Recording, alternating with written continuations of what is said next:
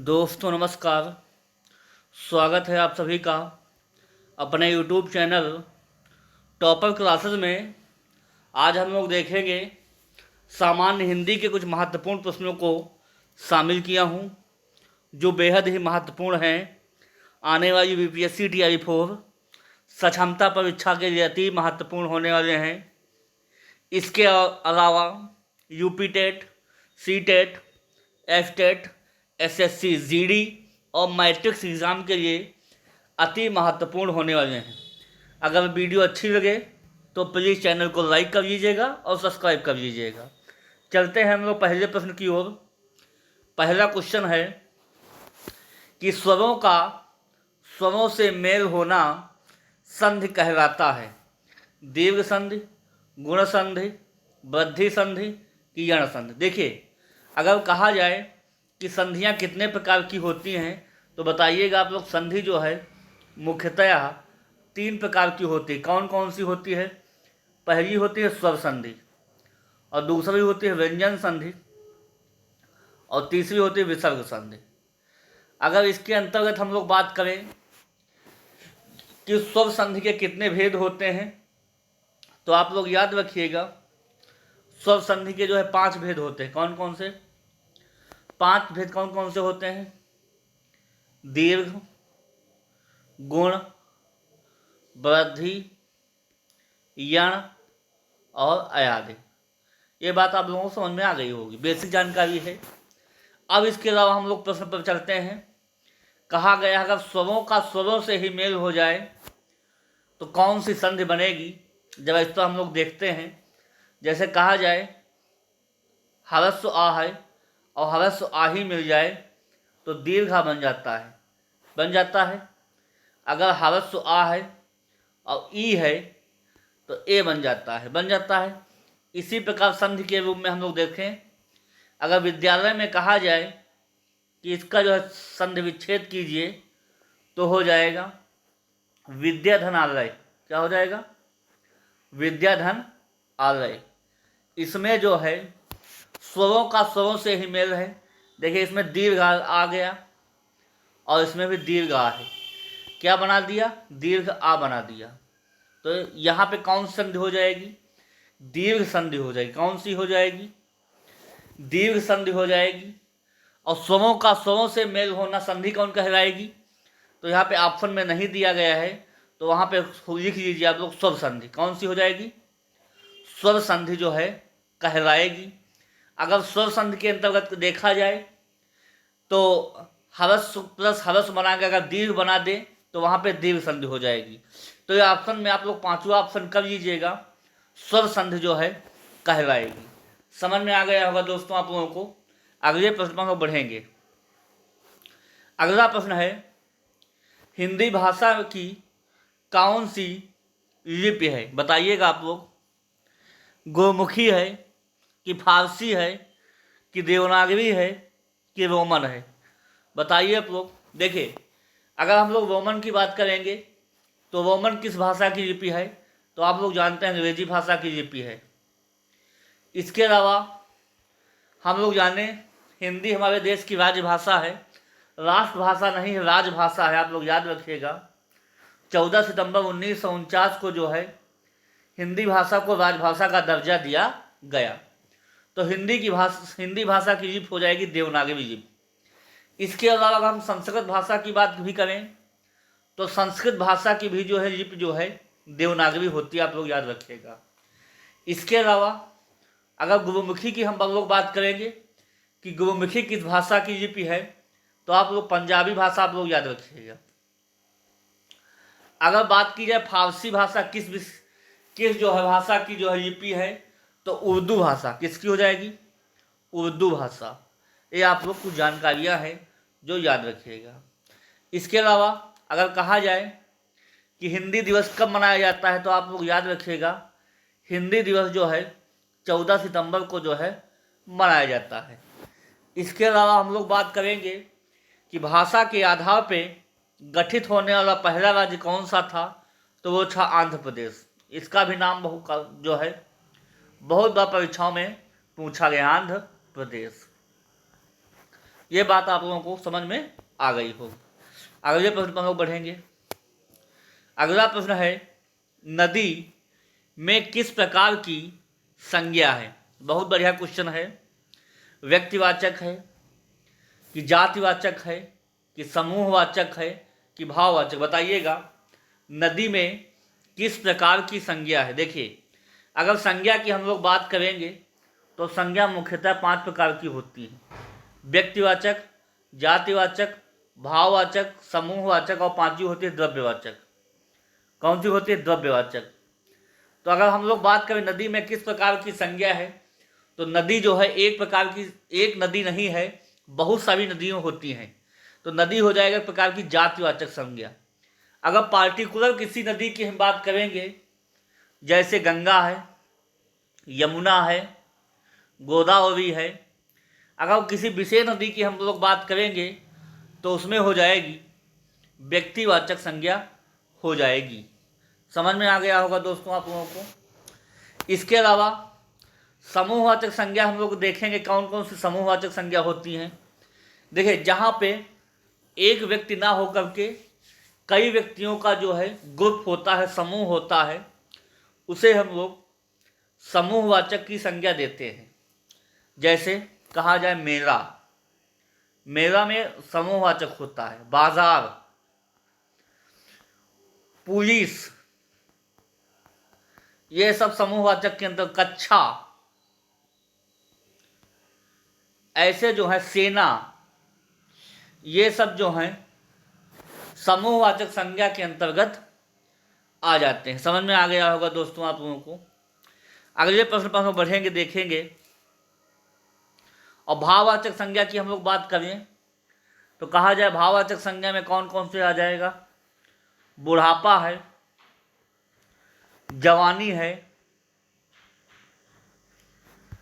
मिठास है, ऐसे जो शब्द हैं, बचपन है, ये सब भाववाचक संज्ञा के अंतर्गत जो है आ जाते हैं।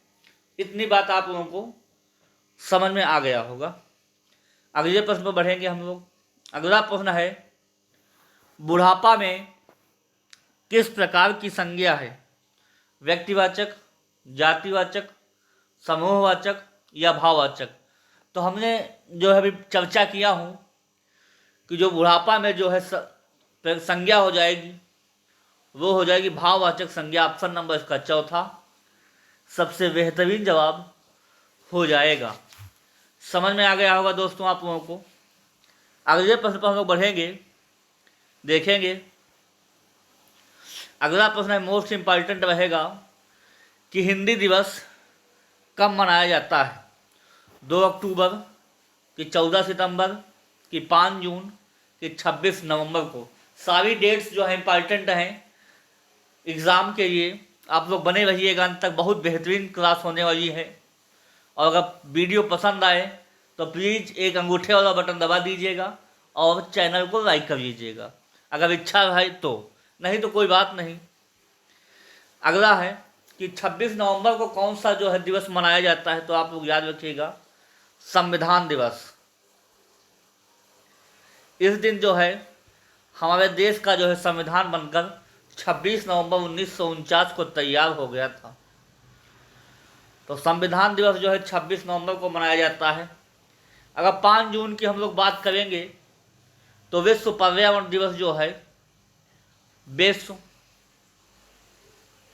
पर्यावरण दिवस है, वो 5 जून को मनाया जाता है। इसके अलावा 14 सितंबर को हम लोग जानते हैं कि हिंदी दिवस जो है मनाया जाता है।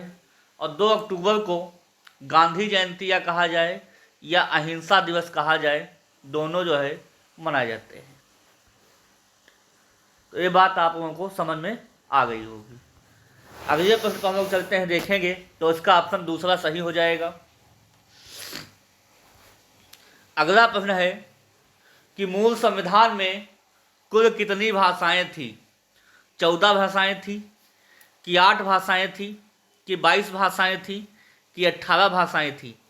अगर देखा जाए, देखिए वर्तमान में जो है अब भाषाओं की कुल संख्या जो है 22 हो गई है। कितनी हो गई है? 22।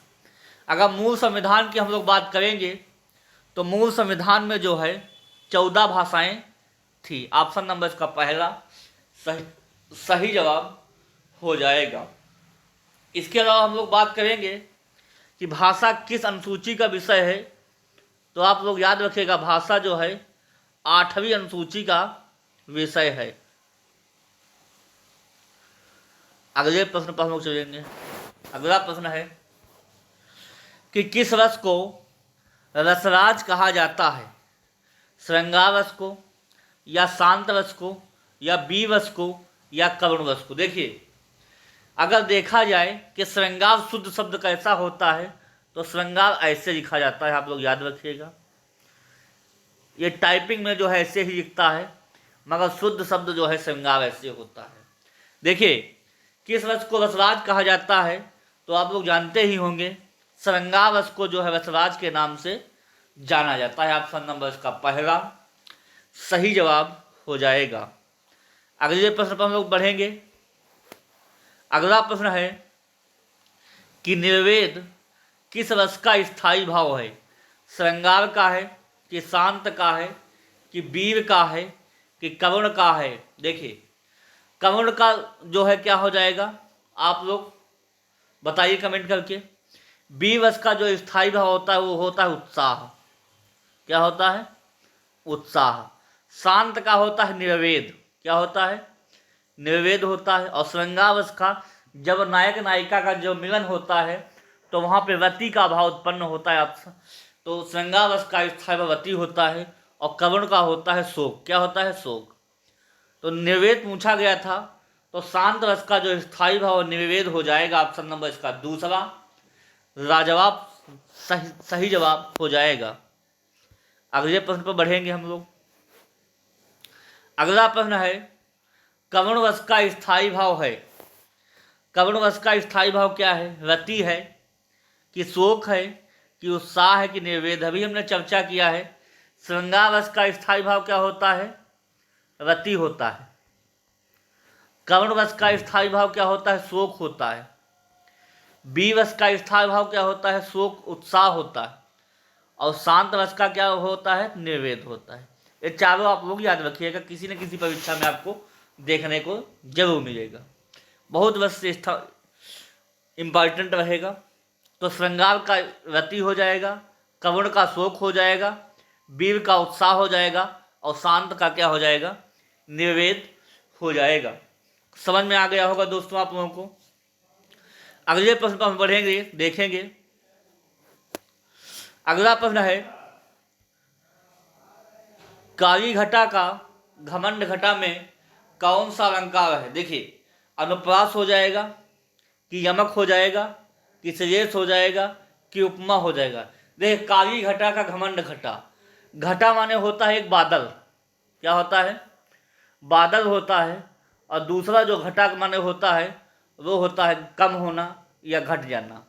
तो यहाँ पे एक ही शब्द एक ही है मगर उसके अर्थ दो हैं, तो यहाँ पे कौन सा अलंकार हो जाएगा? वहाँ पे यमक अलंकार हो जाएगा। एक यमक अलंकार का दूसरा सबसे बेहतरीन जवाब उदाहरण है कि 3 बेर खाती थी वो 3 बेर खाती है। ये भी सबसे बेहतरीन जो जवाब उदाहरण है अलंकार का, वो यमक अलंकार यहाँ पे हो जाता है। तो समझ में आ गया है, जब एक ही शब्द हो और उसके दो अर्थ देखने को मिले तो वहाँ पे यमक अलंकार की संज्ञा दी जाती है। अगले प्रश्न पर बढ़ेंगे हम लोग। अगला प्रश्न है दशानन कैसा शब्द है? देखिए, बहुत बढ़िया सवाल है। रूढ़ शब्द है, कि यौगिक शब्द है, कि योग रूढ़ है, कि इनमें से कोई नहीं? देखिए, रूढ़ शब्द वो शब्द होते हैं जिनके टुकड़े नहीं किए सकते, वो खंडित नहीं होते। जैसे कहा जाए पैर, पैर है, घर है, ये सब ऐसे शब्द हैं जिन्हें हम जो है खंडित नहीं कर सकते, तोड़ नहीं सकते। यौगिक वो शब्द होते हैं जो दो शब्दों के योग से मिलकर बनते हैं। जैसे पाठशाला कहा जाए, पाठशाला, ऐसे जो शब्द होते हैं, गौशाला, ऐसे जो शब्द होते हैं दो शब्दों के जो है मेल से जो है बनते हैं, उन्हें यौगिक शब्दों की संज्ञा हम लोग देते हैं। इसके अलावा हम लोग बात करेंगे कि योगरूढ़ शब्द कौन से होते हैं? वे शब्द जिनका एक तीसरे अर्थ के रूप में जवाब मिलता है उसे हम लोग योगरूढ़ शब्द कहते हैं। जैसे कहा जाए दशानन, दशानन कहा जाए। इसके अलावा कहा जाए कि पंचानन, और किसी तीसरे का जब अर्थ दे देते हैं तो वहाँ पे योगरूढ़ शब्द जो है हो जाता है। ऑप्शन नंबर उसका तीसरा सबसे बेहतरीन जवाब हो जाएगा। अगले प्रश्न पर बढ़ेंगे। अगला प्रश्न है, मैं किस प्रकार का सर्वनाम है? उत्तम पुरुष, मध्यम पुरुष, अन्य पुरुष, इनमें से कोई नहीं। एक आप लोग ट्रिक याद रखिएगा, मैं हूं उत्तम, क्या है? मैं हूं उत्तम, तुम हो मध्यम, तुम हो मध्यम, और वो है अन्य, वह है अन्य। ये आप लोग ट्रिक याद रखिएगा, कभी आपसे सवाल नहीं पूछे। मैं के लिए आ गया है तो मैं उत्तम हूं, मैं क्या हूं? उत्तम पुरुष हूं। तुम क्या है? तुम मध्यम हो, क्या हो तुम मध्यम हो। यह, वह, ये, वे, ये सब अन्य पुरुष के अंतर्गत आ जाएंगे।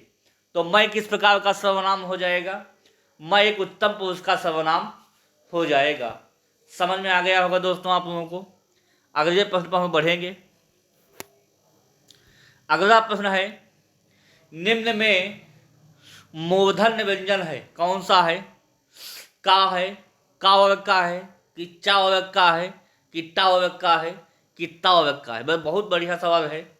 देखिएगा आप लोग कैसे इस उच्चारण स्थान के सवालों को हम लोग करेक्ट करेंगे। देखिए, हिंदी वर्णमाला में जो है 5 प्रकार के वर्ग बांटे गए हैं। आप लोग ट्रिक याद रखिएगा, KTM DO, KTM और DO।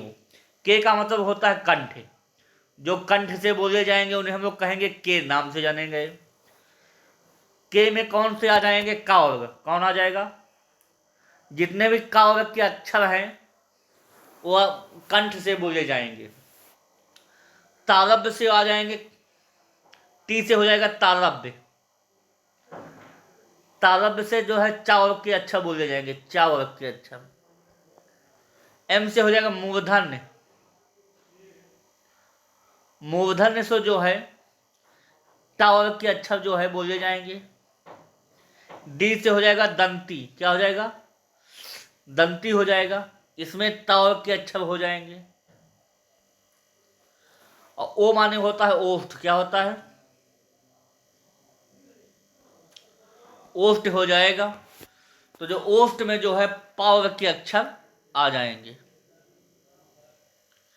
तो इस प्रकार से जो है सभी का आ गया, कंठ आ गया, तालव्य आ गया, मूर्धन्य आ गया, दंती आ गया और ओष्ठ आ गया। तो इस हिसाब से अगर देखा जाए तो मूर्धन्य का व्यंजन कौन सा हो जाएगा? टा वर्ग, टा ठा रा रा। ऑप्शन नंबर इसका चौथा सबसे बेहतरीन जवाब हो जाएगा। आप लोग ट्रिक याद रखिएगा, हर परीक्षा में देखने को जो है मिलता है। अगले प्रश्न पर बढ़ेंगे। अगला प्रश्न है कि निम्न में संयुक्त व्यंजन है, का है, कि च है, कि ट है, कि छा है? बताइएगा आप लोग। देखिए, अगर हिंदी भाषा में देखा जाए तो हिंदी वर्णमाला में जो है संयुक्त व्यंजनों की संख्या 4 बतलाई गई है। कौन कौन से हैं? छ, त्रांग, ज्ञा और सरा। ये 4 जो हैं व्यंजन ऐसे हैं जो संयुक्त व्यंजन के अंतर्गत आते हैं। इनमें से चौथा ऑप्शन सबसे बेहतरीन जवाब हो जाएगा। तो ऑप्शन नंबर इसका चौथा सही जवाब हो जाएगा। अगले प्रश्न पर हम लोग बढ़ेंगे। अगला प्रश्न है कि अंतस्थ व्यंजन है, अंतस्थ, अंतस्थ, अंतस्थ व्यंजन कौन कौन से होते हैं? चा वर्ग के अंतर्गत आ जाएंगे, कि छा वर्ग के अंतर्गत, कि या, कि सा। देखिए, अगर चा छा जा झा है तो ये सब जो हो जाएंगे तालव्य के अंतर्गत आ जाएंगे। कैसे हो जाएंगे? तालव्य। छ तरंग यास्रा, ये सब संयुक्त व्यंजन हो जाएंगे। कैसे हो जाएंगे? संयुक्त व्यंजन। या रा ला वा जो हो जाएंगे ये अंतस्थ व्यंजन हो जाएंगे। ऑप्शन नंबर का तीसरा सबसे बेहतरीन जवाब हो जाएगा। तालव्य सा, मूर्धन्य सा, दंती सा, हा, ये सब जो हो जाएंगे ऊष्म व्यंजन के अंतर्गत आ जाएंगे। ये चारों बेहतरीन विकल्प थे।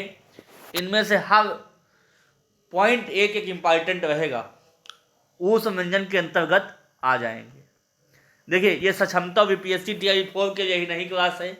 जहाँ भी ऑल इंडिया, जहाँ भी आपको हिंदी व्याकरण देखने को मिलेगी, उन सभी एक दिवसीय परीक्षाओं के लिए रामबाण क्लास साबित होने वाली है। इसके अलावा हमारे यूट्यूब चैनल पे जो है और भी क्लासेस पड़ी हुई हैं। हिंदी है, जीके जीएस है, सामान्य अध्ययन है, बेसिक मैथ्स है, आप लोग जा करके देख सकते हैं। अगले प्रश्न पर हम लोग चलेंगे। अगला प्रश्न है कि निम्न में ऊष्म व्यंजन है। तो हमने अभी चर्चा किया ऊष्म व्यंजनों की। तालव्य सा, मूर्धन्य सा, दंती सा और हा, ये ऊष्म व्यंजन का अंतर्गत आ जाते हैं। अगले प्रश्न पर हम बढ़ेंगे। अगला प्रश्न है राम और मोहन खेल रहे हैं, कैसा वाक्य है? सरल वाक्य है कि संयुक्त वाक्य है कि मिश्र वाक्य है कि इनमें से कोई नहीं है? देखिए राम जाता है, कैसा वाक्य हो जाएगा? ये हो जाएगा सरल वाक्य है। कैसा है? अगर कहा जाए राम और मोहन खेल रहे हैं, यहाँ पे दो लोगों को जोड़ रहा है, तो जो जब दो लोगों को जोड़ता है तो उसे हम लोग संयुक्त वाक्य जो है कह देते हैं। तो ऑप्शन नंबर इसका दूसरा सबसे बेहतरीन जवाब हो जाएगा। अगले प्रश्न पर बढ़ेंगे हम लोग। अगला प्रश्न है नवग्रह में कौन सा समास है? और बेई भाव समास होगा कि द्वंद्व समास हो जाएगा कि द्विगु समास हो जाएगा कि बहुब्रीहि समास हो जाएगा? बताइएगा आप लोग। देखिए नवग्रह का अगर समूह समास विग्रह करेंगे तो हो जाएगा नौ ग्रहों का समूह। क्या हो जाएगा? नौ ग्रहों का समूह। तो इस हिसाब से जहाँ पे नौ ग्रहों का समूह हो जाएगा तो वो संख्यावाची है, और संख्यावाची में हम लोग जानते हैं द्विगु समास हो जाएगा। जहाँ पे आपको उपसर्ग देखने को मिलेगा वहाँ पे जो है बेई भाव समास हो जाता है। जहाँ पे दो लोगों का मेल हो जाएगा, और है, तथा है, इस प्रकार से आ जाएगा शब्द में। जैसे माता पिता है, लाभ हानि है, सुख दुख है, योजक चिन्ह आपको देखने को मिलेगा, तो वहाँ पे द्वंद्व समास की संज्ञा दी जाती है।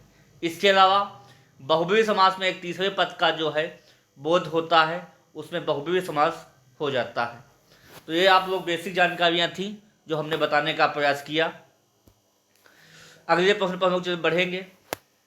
अगला प्रश्न है कि भरपेट में कौन सा समास हो जाएगा? तो भरपेट में जो है उपसर्ग आपको देखने को मिल रहा है भर, तो इसका जो समास विग्रह हम लोग करेंगे तो हो जाएगा पेट भर के। पेट भर के। तो इस हिसाब से इसमें जो है अव्ययी भाव समास हो जाएगा। ऑप्शन नंबर इसका पहला सबसे बेहतरीन जवाब हो जाएगा। अगले प्रश्न पर बढ़ेंगे हम लोग। अगला प्रश्न और अंतिम प्रश्न रहेगा इस सेशन का। ये 20 प्रश्नों की श्रृंखला थी जो बेहद इंपॉर्टेंट आप लोगों को लगी होगी। अगर क्लास को पसंद आए तो कमेंट कीजिएगा कि महेश में कौन सी संधि है। तो अगर हम लोग देखें तो महेश का हम लोग संधि विच्छेद करेंगे तो हो जाएगा महाधनीस। महाधन ईस हो जाएगा महेश में। तो यहाँ पे जो है आप लोगों को एक ट्रिक हमने बताई थी, अगर ए आ जाए या ओ आ जाए, जब एक मात्रा दिखाई दे तो वहाँ पे हम लोग गुण संधि लगा देते हैं। तो इस प्रकार से इसमें गुण संधि हो जाएगा। तो दोस्तों ये छोटा सा प्रयास कैसा लगा आप लोग कमेंट कीजिएगा। ऐसे ही क्लासेस देखने के लिए आप हमारे चैनल से जुड़िए और अपनी तैयारी को बेहतरीन कीजिए और अपने माँ बापू का सपना पूरा कीजिए और लगे रहिए। जान लगा दीजिए या फिर जाने दीजिए। इसी के साथ आज के लिए इतना ही। शेष नेक्स्ट क्लास में जो है कहने सुनने का प्रयास करूँगा। तब तक के लिए okay, thank you, good night.